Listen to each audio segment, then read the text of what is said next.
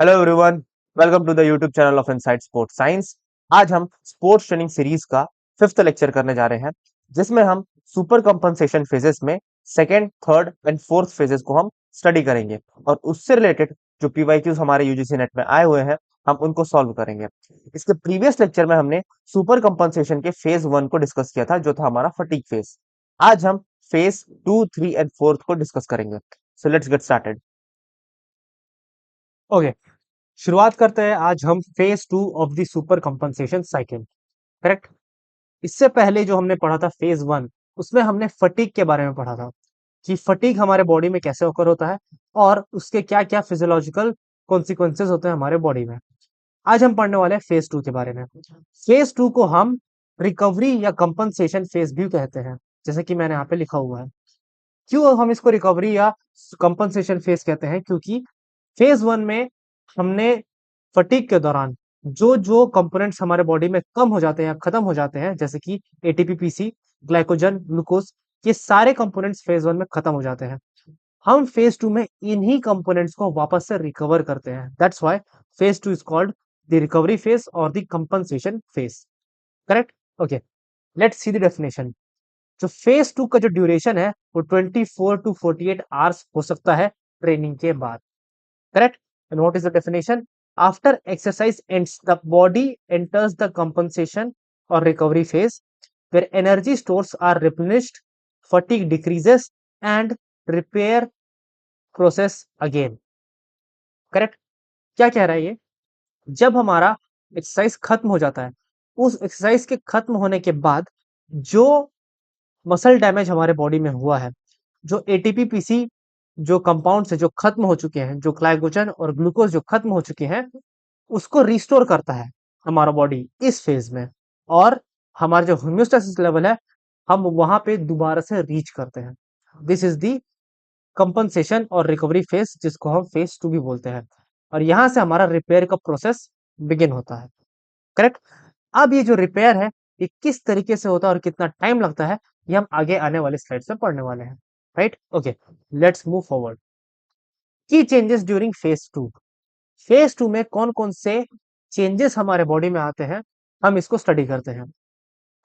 पहला जो चेंज हमारे बॉडी में आता है वो है एटीपी एंड फॉस्फोक्रिएटिन रिकवरी। मैंने आपको एटीपी और फॉस्फोक्रिएटिन के फंक्शंस पहले ही बता चुके हैं इसके पिछले लेक्चर्स में, कि एटीपी और फॉस्फोक्रिएटिन से हमको एनर्जी कैसे मिलती है। करेक्ट। तो वो अभी मैं आपको एक्सप्लेन नहीं करने वाला। अभी मैं आपको एक्सप्लेन करूंगा कि जो एटीपी और पीसीआर जो खत्म हो चुके हैं ट्रेनिंग के दौरान, वो रीजनरेट कैसे होते हैं और कितना टाइम लगता है। हमारा जो एटीपी स्टोर है वो 3 से 5 मिनट के अंदर वापस से रीस्टोर हो जाता है। Right. Then PCR phosphocreatine is resynthesized within 8 minutes up to 15 minute after very intense exercise। बहुत ही ज्यादा इंटेंस एक्सरसाइज के बाद 15 मिनट्स लगते हैं हमारे पीसीआर को रीजनरेट होने में, और नॉर्मल एक्सरसाइज में हमको 8 मिनट्स लगते हैं पीसीआर को रीजनरेट करने में। करेक्ट। आई होप यहां तक की चीजें आपको क्लियर होंगी। Then comes our with proper recovery ATP and PCR में increase above the normal level. क्या कह रहा है ये?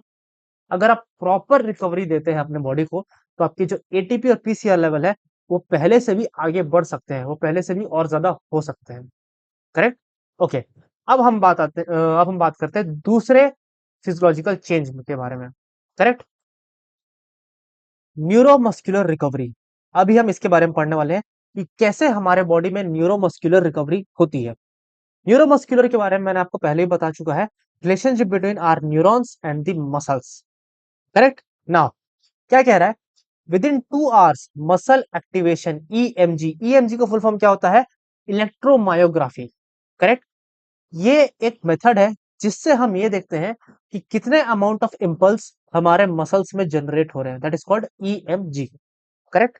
With in 2 hours muscle activation EMG and maximal voluntary contraction are partially restored. Maximal voluntary contraction, इसका मतलब क्या होता है? इसका एक सिंपल सा मतलब है कि मैक्सिमम फोर्स हमारा जो मसल प्रोड्यूस कर पा रहा है, that is maximal voluntary contraction. Correct. Contraction का मतलब ये है हमारे मसल का कॉन्ट्रैक्ट करना, मसल के लेंथ में चेंज आना, that is known as our contraction. Correct?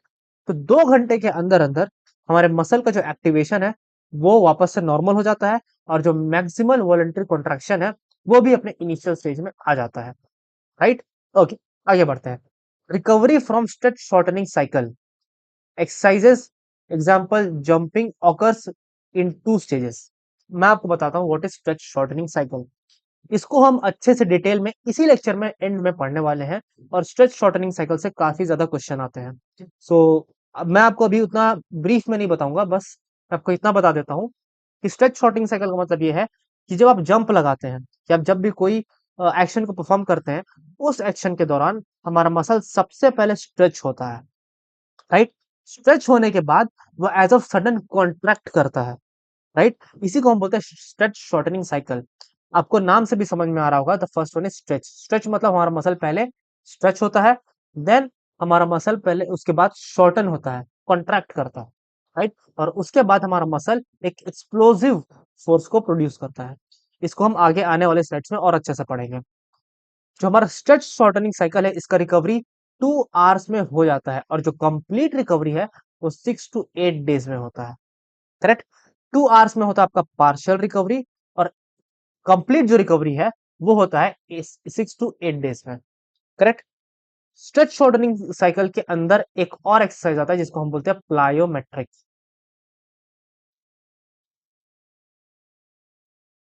Correct? I hope आपको समझ में आ गया होगा कि what is stretch shortening cycle. जो हम एक्सप्लोसिव जब हम स्ट्रेंथ का यूज करते हैं, that is stretch shortening cycle, correct? Okay, let's move forward. Then comes muscle glycogen restoration. हमने पहले पढ़ा था कि हमारा एटीपी पीसी डिप्लीट हो जाता है, करेक्ट? उसके बाद आता है हमारा मसल ग्लाइकोजन। मसल ग्लाइकोजन भी खत्म हो जाता है। नाउ द थिंग इज कि मसल ग्लाइकोजन कितने टाइम में रिस्टोर होता है? It takes 20 to 24 hours. हमारे मसल ग्लाइकोजन को रिप्लेनिश होने में 20 टू 24 आवर्स लगते हैं, which means around 1 day. Severe muscle damage delay recovery. अगर आपका मसल डैमेज कुछ ज्यादा ही गहरा है, अगर आपने हाईली इंटेंसिफाइड अगर आपने एक्सरसाइज किया हुआ है, तो आपका रिकवरी डिले हो सकता है। Higher carbohydrate intake speeds up the glycogen replacement. अगर आप ज्यादा से ज्यादा कार्बोहाइड्रेट लेते हैं, तो आपका मसल रिकवरी, ग्लाइकोजन रिकवरी में स्पीड आ सकती है, आप ग्लाइकोजन को बहुत जल्दी रिकवर कर लेंगे, correct? Then comes your excess post exercise oxygen consumption, EPOC. क्या मतलब होता है ईपॉक का? इसको मैं आपको बहुत अच्छे से समझाऊंगा जब हम पढ़ेंगे एक्सरसाइज फिजियोलॉजी, बट अभी हम इसको समझने की कोशिश करते हैं व्हाट इज ईपॉक।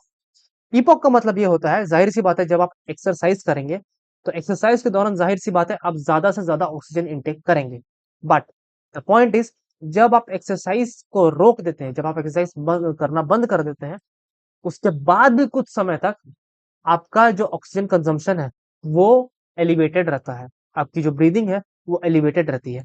क्या होता है इसका रीजन? इसके कुछ सिंपल से रीजन है, मैं सभी को डिस्कस नहीं करूंगा क्योंकि मैं आफ्टर ऑल ये समझाने ही वाला हूँ। इसका मेन रीजन ये होता है कि जब हम हाई इंटेंसिटी वर्कआउट करते हैं, एक्सरसाइज करते हैं, तब हमारे बॉडी में लैक्टिक एसिड जमा हो जाता है। उस लैक्टिक एसिड को रिमूव करने के लिए हमको एडिशनल ऑक्सीजन की जरूरत पड़ती है। दैट्स व्हाई हम एक्सरसाइज खत्म होने के बाद भी ऑक्सीजन को कंज्यूम करते रहते हैं, राइट?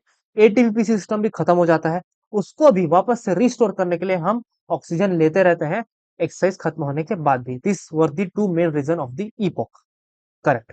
अब हम समझते हैं और आगे पॉइंट्स में क्या लिखा हुआ है। Oxygen consumption remains elevated after exercise, यही मैंने बताया है। ईपॉक का मतलब ही यही होता है कि एक्सरसाइज खत्म होने के बाद भी आप ज्यादा से ज्यादा ऑक्सीजन लेते हैं, राइट? ईपॉक में लास्ट 24 टू 38 आवर्स। आपका जो ईपॉक है वो 24 से लेकर 38 आवर्स तक एलिवेटेड रह सकता है, depending on the exercise intensity and type, correct? Helps restore body to its resting state. ये आपके बॉडी को रेस्टिंग स्टेट में लेके आता है, EPOC, correct? Okay, let's move forward.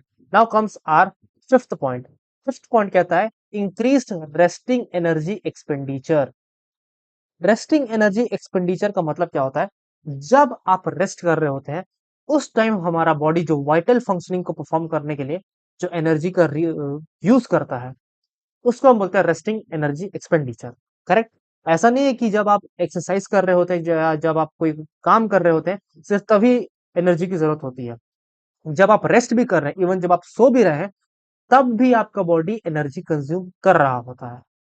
Correct. लेकिन जब आप हाई इंटेंसिटी एक्सरसाइज करते हैं, तब आपका रेस्टिंग एनर्जी एक्सपेंडिचर काफी ज्यादा इंक्रीज हो जाता है। Right. Metabolism remains elevated for 15 to 48 hours after exercise. और ऐसा क्यों है? ऐसा इसलिए क्योंकि आपका बॉडी रिकवरी फेज में है। इसके रीजन क्या है? क्यों है हमारा बॉडी का रेस्टिंग एनर्जी एक्सपेंडिचर क्यों बढ़ा हुआ है? उसका रीजन है इंक्रीज्ड प्रोटीन सिंथेसिस। आइए आपको बात समझ में। जाहिर सी बात है, जब आप एक्सरसाइज करते हैं तब आपके बॉडी में, आपके मसल में कई सारे डैमेज आते हैं। उस डैमेज को ठीक करने के लिए प्रोटीन की जरूरत होती है, और उसी प्रोटीन को सिंथेसिस करने के लिए हमारा रेस्टिंग एनर्जी एक्सपेंडिचर एलिवेटेड रहता है। Correct. Then comes our increased thyroid hormone activity, thermogenesis. हमारा बॉडी बहुत सारे अमाउंट ऑफ एनर्जी को यूज करता है हमारे बॉडी के टेम्परेचर को एलिवेटेड रखने के लिए। राइट। और energy is a form, heat is a form of energy. क्योंकि हमारा बॉडी एक अच्छा खासा एनर्जी हीट जनरेट करने के लिए यूज कर रहा है, इसी वजह से हमारा रेस्टिंग एनर्जी एक्सपेंडिचर एलिवेटेड रहता है। Correct. Then comes increased sympathetic nervous system activity. हमारा सिंपैथेटिक नर्वस सिस्टम का जो एक्टिविटी है वो भी एलिवेटेड रहता है, जिस वजह से हमारा resting energy expenditure elevated. I hope यहाँ तक की चीजें आपको समझ में आई होंगी। Then comes our last point. I hope this is the last point. Yes. Then comes our increased protein synthesis, जिसको हम बोलते हैं anabolic phase. Now the thing is what is anabolic phase? दो टाइप के मेटाबॉलिज्म होते हैं। The first one is the catabolic and the second one is anabolic. मैं यहाँ पे लिख देता हूँ कि आपको समझना जरूरी है। कैटाबॉलिक और एनाबॉलिक, क्या फर्क है दोनों में? फर्क ये है, कैटाबॉलिक वो प्रोसेस है जहां पे एक मॉलिक्यूल टूट के दो मॉलिक्यूल्स बनते हैं। करेक्ट। और यहां पे मिलती है energy. And what is anabolic? Anabolic का मतलब ये है कि यहाँ पे दो मॉलिक्यूल्स मिलके एक मॉलिक्यूल बनाते हैं। करेक्ट। और इस प्रोसेस को परफॉर्म करने के लिए एनर्जी की जरूरत पड़ती है। करेक्ट। कैटाबॉलिक में हमको एनर्जी मिलती है और एनाबॉलिक में हमको एनर्जी लगानी पड़ती है। This is the main difference. Correct. Now क्या कह रहा है? Increased protein synthesis. हमारे बॉडी में प्रोटीन सिंथेसिस इंक्रीज हो जाता है। कैसे? Muscle protein synthesis increase after resistance training. जब आप रेजिस्टेंस ट्रेनिंग करते हैं तब आपके बॉडी में, आपके मसल में प्रोटीन सिंथेसिस इंक्रीज हो जाता है।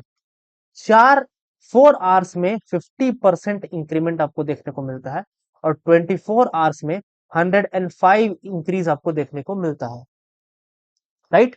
और ये आपके नॉर्मल लेवल में पहुंचता है 36 आवर में। Marks the beginning of anabolic muscle building phase. Correct. I hope आपको ये सारे पॉइंट समझ में आए होंगे। Let me repeat all this points. मैं ये सारे पॉइंट्स को आपके लिए फिर से एक बार रिपीट कर देता हूं। सबसे पहला जो चेंज आता है वो है एटीपी और पीसीआर को रिकवरी करना। करेक्ट। दूसरा आता है हमारा न्यूरोमस्कुलर रिकवरी। जो हम जो मैक्सिमल जो फोर्स जो हम पहले नहीं जनरेट कर पा रहे थे, वो हम जनरेट करने लग जाते हैं 2 आवर्स और 6 to 8 डेज के अंदर अंदर। Correct. The first one is ATP and PCR recovery, the second one is neuromuscular recovery, and the third one is muscle glycogen restoration, muscle glycogen restoration, and the fourth one is EPOC, excess post exercise oxygen consumption, which means हमारा exercise खत्म होने के बाद भी जब हम oxygen को intake करते हैं, एक्सेसिव ऑक्सीजन जब हम इनटेक करते हैं, that is epoch. Correct. Muscle glycogen restoration है वो हमारा 20 to 24 आवर्स के अंदर कंप्लीट हो जाता है। Then our fifth stage is increased resting energy expenditure, and our sixth point is increased protein synthesis, जो कि anabolic phase है। करेक्ट। आई होप आपको ये सारे कॉन्सेप्ट अच्छे से समझ में आए होंगे, और अगर आपको ये कॉन्सेप्ट अच्छे से समझ में आए हैं, then solve this question. This question was asked in UGC NET January 2025। Pause the video and solve the question. Okay, I hope आपने ये क्वेश्चन को सॉल्व किया होगा। Let's find the solution. Solution क्या है? सबसे पहले हम पढ़ते हैं क्वेश्चन को। क्वेश्चन क्या कह रहा है? Sequence of recovery is, recovery का सीक्वेंस क्या है? सबसे पहले हम देखते हैं। पहला स्टेटमेंट ए कह रहा है एनाबॉलिक इन नेचर। हमने अभी जस्ट देखा है anabolic in nature, this is increased in protein synthesis, और ये हमारा लास्ट स्टेज। तो क्या है हमारा फर्स्ट स्टेज हो सकता है? बिल्कुल भी नहीं। तो यहाँ पे ऑप्शन वन कह रहा है कि ए जो है फर्स्ट स्टेज है, तो ये ऐसे ही गलत हो जाता है। करेक्ट। यहाँ पे अगर आप सेकेंड ऑप्शन को अगर आप देखें तो ये सेकेंड ऑप्शन कह रहा है कि ए जो है वो लास्ट स्टेज है, and second option is the only one who satisfied with this condition. मतलब ये है कि हमारा सेकेंड ऑप्शन ही हमारा सही आंसर है। करेक्ट। फिर भी हम एक बार सेटिस्फेक्शन के लिए पूरे क्वेश्चन को एक बार सॉल्व कर लेते हैं। ओके, ये होगा हमारा last, that is the fourth point. Resynthesis of ATP and glycogen, glycogen और एटीपी का रीसिंथेसिस, क्या ये पहला पॉइंट हो सकता है? Yes, this is the first point, this is the first step. Then comes your neutralisation of lactic acid, this must be your second point, and restoration of homeostasis, this must be your third point, और ये होगा anabolic in nature is our fourth point. तो हमारा जो sequence होगा वो होगा B, सी, D और ए, और हमारा सेकंड ऑप्शन भी यही कह रहा है। करेक्ट। आई होप आपको ये क्वेश्चन समझ में आया होगा और आपसे क्वेश्चन सॉल्व हुआ होगा। ये क्वेश्चन था हमारा जनवरी 2025 का। Correct. Okay, let's move forward to the third phase. हमने सेकंड फेज कंप्लीट कर लिया। फर्स्ट फेज हमने पढ़ा था जिसमें हमने फटीग देखा, सेकंड फेज में हमने रिकवरी देखा। Now we are about to start the third phase. क्या कह रहा है हमारा थर्ड फेज? जो थर्ड फेज है वो कहता है उसका ड्यूरेशन है 36 to 72 hours of exercise. Third phase का ड्यूरेशन है 36 टू 72 आवर्स। क्या कह रहा है? परफॉर्मेंस रिबाउंड्स एंड में exceeds the pre training level. इसका मतलब ये है कि आपका जो परफॉर्मेंस है वो पहले से भी एक्सीड कर सकता है और आपकी परफॉर्मेंस में इंप्रूवमेंट दिख सकता है। Right. Okay, what about the second point? Third point, muscle strength, force generation capacity returns to the normal by about 72 hours। आपकी जो मसल्स की जो फोर्स जनरेटिंग कैपेसिटी है वो नॉर्मल लेवल पर पहुंच सकती है 72 आवर्स के बाद। Correct. Muscle soreness, that is DOMS, मैंने आपको बताया था what is the full form of DOMS, delayed onset muscle soreness largely disappears in 72 hours. जो मसल सोरनेस है वो 72 आवर्स के अंदर अंदर खत्म हो जाता है। Psychological recovery occurs with increased in confidence. हमारा जो साइकोलॉजिकल रिकवरी है वो कैसे आता है? कॉन्फिडेंस के इंक्रीज होने से, एनर्जी इंक्रीज होने से, पॉजिटिव थिंकिंग होने से, ability to handle stress and frustration. Glycogen stored are full glycogen stores are fully restored, providing energy for the next training session. Correct. So this was all about phase 3.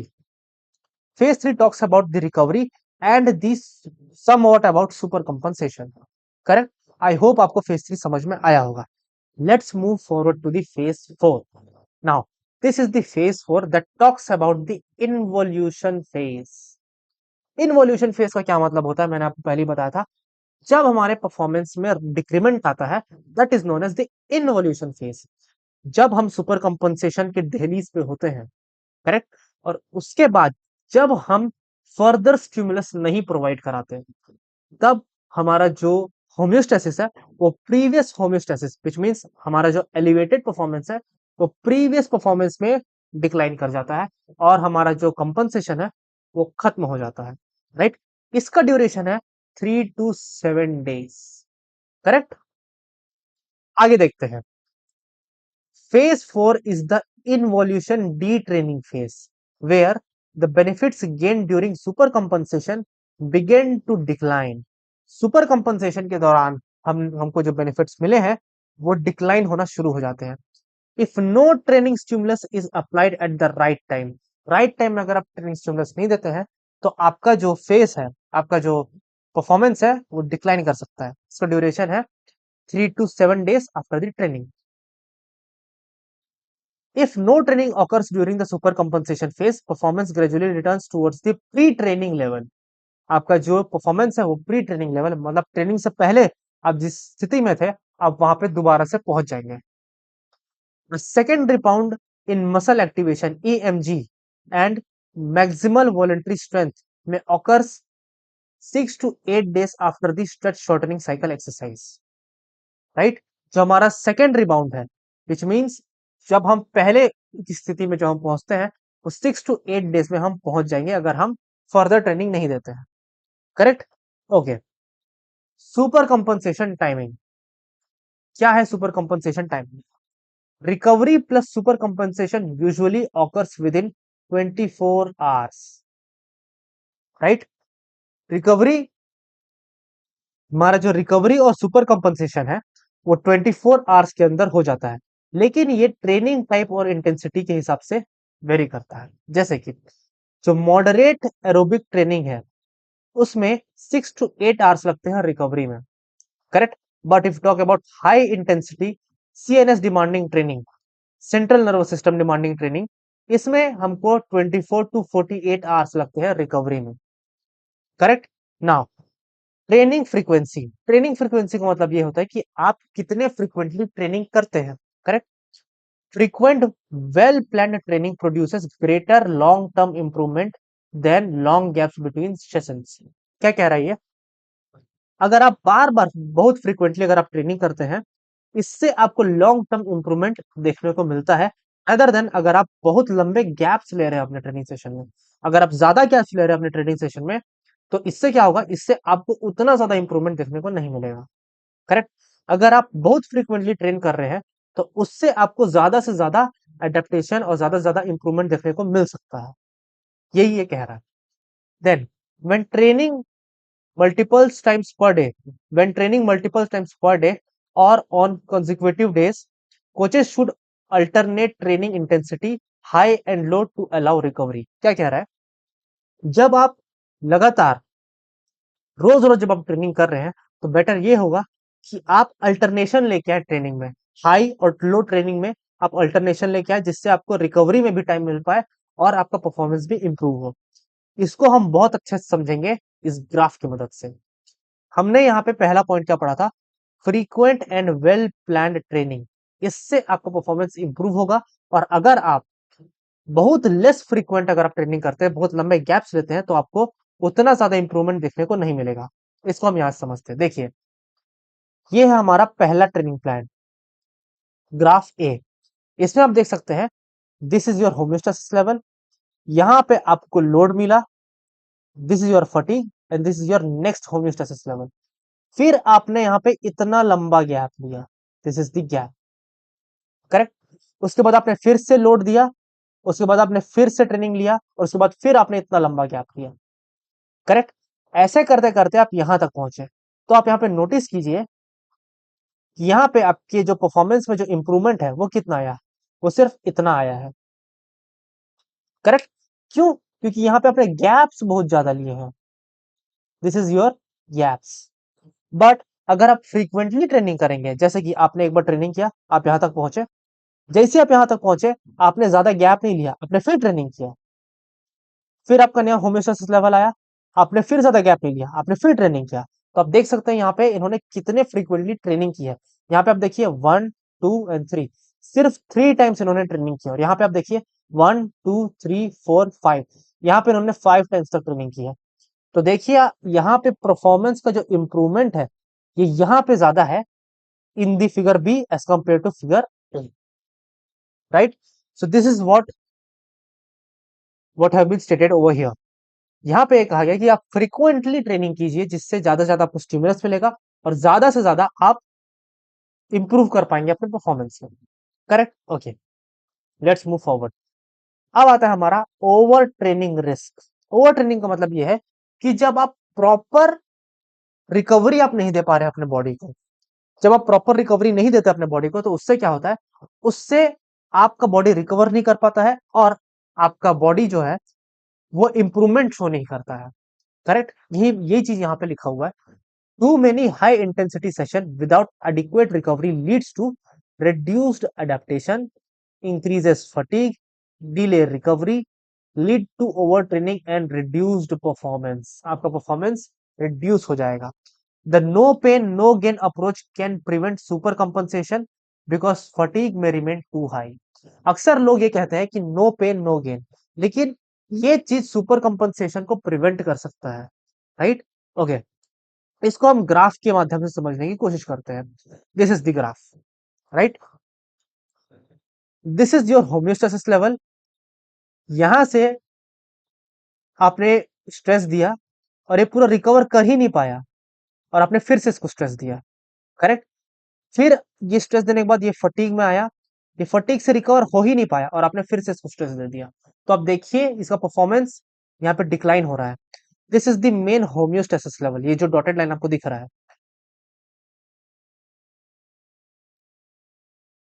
Homeostasis level. और आप यहाँ पे देखिए, ये है आपका homeostasis level, और यहाँ पे इस होम्योस्टेसिस लेवल तक ये पहुंच ही नहीं पाया और इसको फिर से ट्रेनिंग स्टिमुलस दे दिया गया और ये वापस से फटीग में आया, ये फिर यहाँ तक नहीं पहुंच पाया, ये यहाँ पर पहुंचे उससे पहले ही इसको लोड दे दिया गया और ये फिर से नीचे आ गया, करेक्ट? तो यहाँ पे आप देख सकते हैं कि एक डिक्लाइन आपको नजर आ रहा होगा परफॉर्मेंस में, correct? So this is what we call over training, decline in performance from prolonged and maximal intensity stimuli, right? Okay, I hope आपको ये चीजें समझ में आई होंगी। Okay, let's move forward. Then comes our coaching recommendation, कि coaching हमको कैसे देनी चाहिए। क्या हमको लगातार एक ही जैसा कोचिंग देना चाहिए, या हमको कोचिंग में थोड़े बहुत वेरिएशंस लाने चाहिए, राइट? वो हम अभी समझते हैं।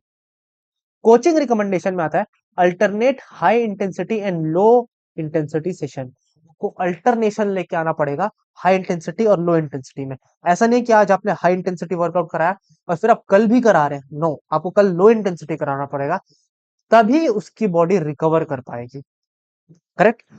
Progressively increasing training load as the athletes adapt, आपको धीरे धीरे लोड को इंक्रीज करना है ताकि एथलीट्स अडेप्ट कर पाए। Proper planning creates repeated super compensation cycle, आप प्रॉपर प्लान करेंगे तो repeated super compensation cycle occur होगा, जिससे आपका परफॉर्मेंस इनहैंस होगा, correct? Poor planning prevents performance from improving beyond previous level, अगर आपका प्लानिंग पुअर है तो आपकी परफॉर्मेंस में इंप्रूवमेंट नहीं आएगा, करेक्ट? इसको हम समझते हैं इस एग्जांपल से, इस ग्राफ से। यहाँ पे आप देखिए, यहाँ पे हाई इंटेंसिटी आपको नजर आ रहा है और यहाँ पे आपको लो इंटेंसिटी नजर आ रहा है, then again high intensity. So this is what the training should be given, आपको अल्टरनेट करना होगा इंटेंसिटी और वॉल्यूम में, कभी हाई इंटेंसिटी हाई वॉल्यूम, कभी low intensity low volume, right? आई होप आपको ये समझ में आया होगा। ओके, कुछ और ग्राफ्स को हम स्टडी करने की कोशिश करते हैं। दिस इज द ग्राफ, ये है आपका homeostasis level, right? And this is your stress. जैसे ही आपकी बॉडी को स्ट्रेस मिला, आपकी बॉडी में ऑकर होता है fatigue, and this is your fatigue.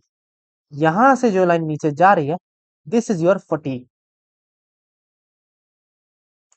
और यहां से जो लाइन आपको ऊपर जाते हुए नजर आ रही है, this one, this is known as your compensation,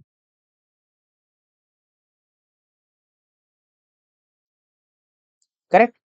now ये जो आपका नॉर्मल होम्योस्टेसिस लेवल है, कि नॉर्मल होम्योस्टेसिस लेवल से ये ऊपर जा चुका है, यहाँ पे ये देखिए, इसी को बोलते हैं सुपर कंपनसेशन।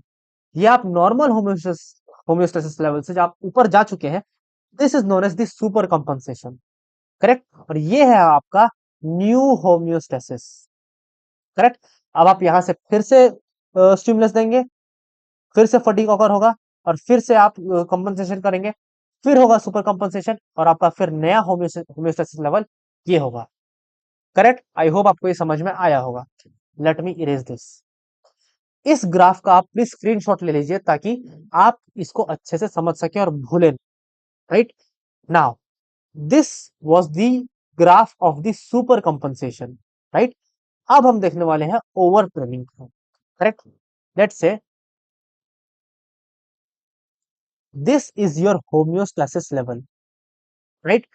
आपने यहाँ पे स्टिमुलस दिया, स्ट्रेस दिया, और यहां से यहां तक आपके बॉडी फटीग में रहा, right. Now the thing is, यहाँ पे आपने इसको रिकवरी का ज्यादा टाइम नहीं दिया, और ये होम्योस्टेसिस लेवल में पहुंचने से पहले ही आपने इसको दूसरा लोड दे दिया। अब नाउ द थिंग इज, ये होम्योस्टेसिस लेवल तक ये पहुंच ही नहीं पाया, वो वहां तक पहुंचे उससे पहले ही आपने उसको लोड दे दिया, और उसका परफॉर्मेंस इंप्रूव होना तो दूर की बात है, उसका परफॉर्मेंस डिक्रीज हो गया। तो यहाँ पे आप देखिए, इसका जो न्यू होम्योस्टेसिस लेवल है वो उसके प्रीवियस होम्योस्टेसिस लेवल से नीचे है, विच मींस यहाँ पे उसका जो परफॉर्मेंस है वो डिक्रीज हो चुका है। इसी को हम बोलते हैं over training. Correct. I hope आपको समझ में आया होगा यहाँ तक की सारी बातें। राइट। यहाँ पे हमारे सुपर कंपनसेशन के चारों फेज खत्म होते हैं। आई होप आपको ये सारे फेजेस अच्छे से समझ में आए होंगे।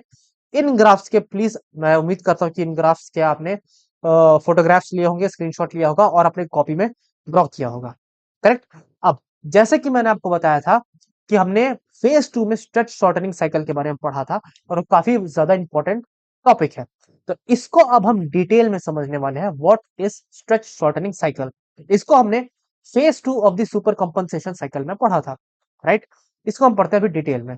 क्या है स्ट्रेच शॉर्टनिंग साइकिल? जैसे कि मैंने आपको बताया था, स्ट्रेच शॉर्टनिंग साइकिल एक ऐसा प्रोसेस है जहां पे सबसे पहले हमारे मसल का लेंथ इंक्रीज होता है, देन उसके बाद उसका लेंथ डिक्रीज होता है, और उसके बाद हमारा मसल फोर्स प्रोड्यूस करता है। This is known as stretch shortening cycle, SSC.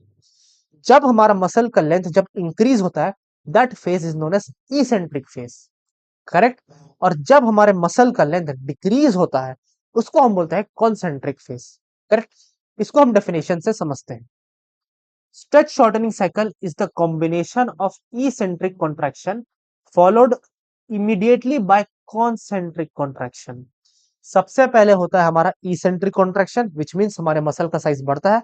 उसके इमीडिएटली बाद होता है concentric contraction, जिसमें हमारे मसल का साइज डिक्रीज होता है। Using stored elastic energy and stretch reflex to improve performance. stored elastic energy इसमें होती है, और स्ट्रेच रिफ्लेक्स होता है, जिससे हमारे परफॉर्मेंस में इंप्रूवमेंट आता है। करेक्ट। इसके अंदर हमारे तीन फेजेस आते हैं, that is very very very very important phases of stretch shortening cycle. So the very first phase is eccentric phase. What is eccentric phase? Eccentric phase का मतलब यह है लोडिंग फेज या स्ट्रेच फेज। एक ऐसा process जहां पे हमारे मसल्स स्ट्रेच होते हैं। एग्जांपल में के तौर में आपको बताता हूं, जब भी आप जंप करते हैं खड़े खड़े, जाहिर सी बात है आप पहले झुकते हैं। तो जब आप झुकते हैं तब आपकी जो क्वाड्रिसेप्स मसल्स है वो स्ट्रेच होते हैं। ये बात आपको समझ में? जब आप अपने नीज को बेंड करते हैं तब आपके क्वाड्रिसेप्स मसल स्ट्रेच होते हैं। Correct. Then comes your amortization phase. ये कौन सा फेज है? ये हमारे इसेंट्रिक फेज और कॉन्सेंट्रिक फेज के बीच का फेज है। करेक्ट। जिसको हम ट्रांजिशन फेज भी बोलते हैं। ट्रांजिशन फेज का मतलब ये है कि जहां पे ट्रांजिशन आता है, जहां पे चेंज आता है। कौन सा चेंज? कि इसेंट्रिक से कॉन्सेंट्रिक में बदलने वाला है, कि चेंज होने वाला फेज है। करेक्ट। इसके बाद आता है हमारा कॉन्सेंट्रिक फेज। इसमें क्या होता है? ये होता है अनलोडिंग फेज, विच मीन्स यहाँ पे हमारे जो मसल्स है वो शॉर्ट होते हैं। जैसे कि जब हम जंप करते हैं तब हमारे मसल्स वापस से शॉर्ट होते हैं, तभी हम जंप कर पाते हैं। करेक्ट। आई होप आपको समझ में आया होगा। हमारे स्ट्रेच शॉर्टनिंग साइकिल में तीन फेज है, eccentric phase, amortisation phase and the concentric phase. I hope आपको ये याद होंगे। राइट। नाउ अगर आपको याद हो गए हैं, then solve this question. This question was asked in UGC NET December 2025। ये रिसेंट का क्वेश्चन है। राइट। दिसंबर 2025 का मतलब ये है कि एग्जाम आपका जनवरी 2026 को हुआ था, और ये था 7 जनवरी 2026, और मैंने इस एग्जाम को किया था। राइट। आई होप आप भी एग्जाम को क्रैक करेंगे। फिलहाल इस क्वेश्चन का आंसर दीजिए। ओके। आई होप आपने वीडियो को पॉज किया होगा और इस क्वेश्चन का आंसर किया होगा। क्या कह रहा है question? Which of the following is not a phase that composes the stretch shortening cycle? क्या कह रहा है? इनमें से कौन से वो फेज है जो स्ट्रेच शॉर्टनिंग साइकिल में नहीं आते हैं? क्या इसेंट्रिक फेज आता है स्ट्रेच शॉर्टनिंग साइकिल में? यस, वो आता है। तो ये तो हमारा आंसर नहीं होगा। कॉन्सेंट्रिक फेज आता है क्या? यस, कॉन्सेंट्रिक फेज भी आता है हमारे स्ट्रेच शॉर्टनिंग साइकिल में, तो ये भी हमारा आंसर नहीं होगा।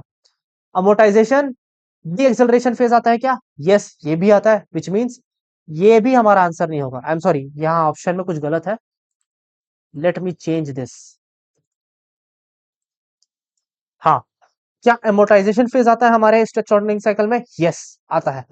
क्या नहीं आता है? डिसेलरेशन फेज नहीं आता है, which means this is the right answer. Correct.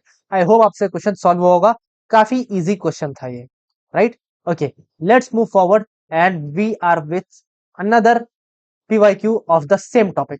This question was asked in UGC NET December 2022. Pause the video and solve the question.